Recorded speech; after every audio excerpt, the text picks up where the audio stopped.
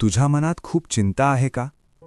रात्री डोळे मिटले तरी विचार थांबत नाहीत का? थांब, एक क्षण. आज तुला एक वचन ऐकवता जे तुझं मन शांत करू शकतं. फिलिप्पीकरांस 4:6 सांगतं की कशाचीही काळजी करू नका, तर प्रत्येक परिस्थितीत प्रार्थना करा आणि उपकार मानून तुमच्या विनंत्या देवाला कळवा. याचा अर्थ काय? तू एकटा नाहीस, कधीच नाही. तुझ्या प्रत्येक अश्रूची, प्रत्येक भीतीची देवाला जाणीव आहे.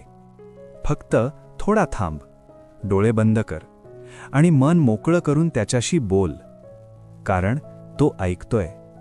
नेहमी शांतपणे तुझ्यासाठी.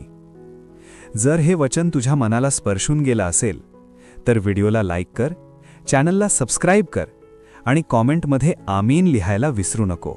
नमस्कार.